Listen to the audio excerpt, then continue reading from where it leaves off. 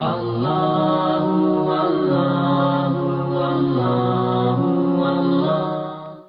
نے اپنی ازدواج کی رات میں موت کو یاد کیا تھا. بیوی نے ازدواج کی رات میں کہ جب تشریف لے گئی ہیں امیر المومنین کے پاس، اور جب مولا تشریف لاتے ہیں تو دیکھا کہ شہزادی کے چہرے پر کچھ پریشانی کے آثار تھے. تو اس وقت مولا نے سوال کیا تھا کہ اے سیدہ، آپ کے چہرے پر اس وقت پریشانی کیوں ہے؟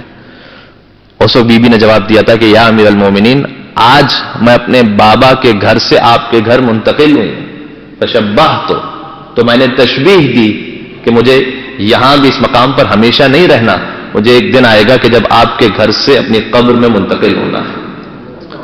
یعنی موت کے وقت، موت شادی کا جب وقت ہوتا ہے تو اس وقت موت کا ذکر کرنا یہ بڑی بدشگونی سمجھی جاتی ہے، لیکن شہزادی فاطمہ زہرا نے اپنے ازدواج کی پہلی رات موت کو یاد کیا اور اس کے بعد کہا کہ میں یہ دیکھ رہی ہوں کہ اس وقت پروردگار نے مجھے یہ مقام عطا کیا ہے، لیکن جب قبر میں جانا ہے تو وہاں پر خاک ہے، وہاں پر پتھر ہیں، اس قسم کی تعبیرات ہیں کہ وہاں پر حساب اور کتاب ہے.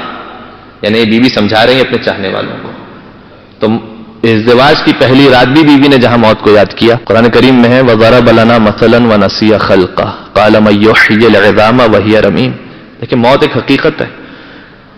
کچھ لوگ آئے رسول کے پاس اور آ کر ایک بوسیدہ ہڈی کو اسے چورا بنا دیا اور یہ کہا کہ اے محمد، کیا تمہارا خدا اس ہڈی کو بھی زندہ کر سکتا ہے؟ وَضَرَبَ لَنَا مَثَلًا، قرآن کہتا ہے کہ ہمارے لیے مثال بیان کرتے ہیں کہ ہڈی کو چورا بنا دیتے ہیں اور کہتے ہیں کہ اسے کون خلق کرے گا. وَنَسِيَ خَلْقَهُ، اپنی خلقت کو بھول جاتے ہیں.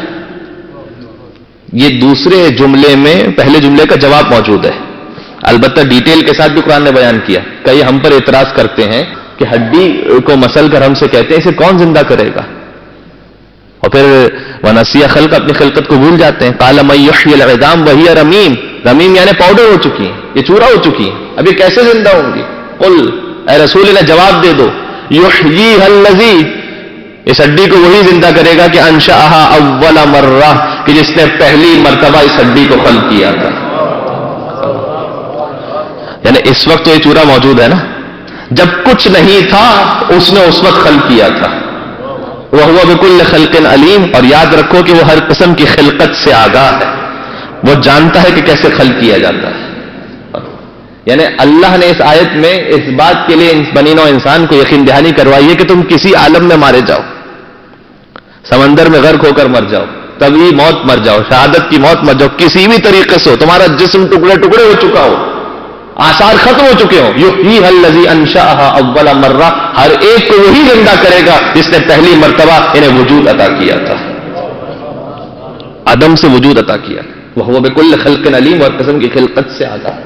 دیکھیے جو موت کا ذکر ہے، بس اوقات مومنین کچھ پریشان ہو جاتے ہیں، گھبرانے کی بات نہیں ہے. یہ تو حسن اہل بیت اطہار کے اصحاب، حسن ان کے بارے میں روایت ہے کہ اکثر قبرستان میں بیٹھا کرتے تھے، عبرت حاصل کیا کرتے تھے. بہلول اکثر قبرستان میں بیٹھتے تھے. ہارون الرشید نے پوچھا کہ تم قبرستان کیوں بیٹھتے ہو، شہر میں کیوں نہیں آتے، شہر آیا کرو. تو بہلول نے عجیب جواب دیا کہ سارا شہر اٹھ کر آہستہ آہستہ یہاں آ رہا ہے.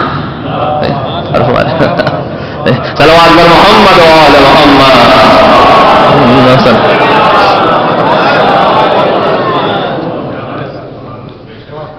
سارا شہر اٹھتے آہستہ آہستہ یہاں آ رہا ہے، مجھے کہہ رہے ہو کہ میں یہاں سے وہاں جاؤں. اور پھر کہا کہ دیکھو کیسے اچھے لوگ ہیں، ہر ایک ساتھ ساتھ تو ہے لیکن اپنی اپنی قبر میں سکون اور اطمینان کے ساتھ سو رہا ہے، نہ کوئی کسی کی غیبت کرتا ہے، نہ کوئی کسی کے لیے جھوٹ بولتا ہے، نہ کوئی کسی کے لیے تہمت لگاتا ہے، ہر ایک اپنی اپنی قبر میں اطمینان کے ساتھ.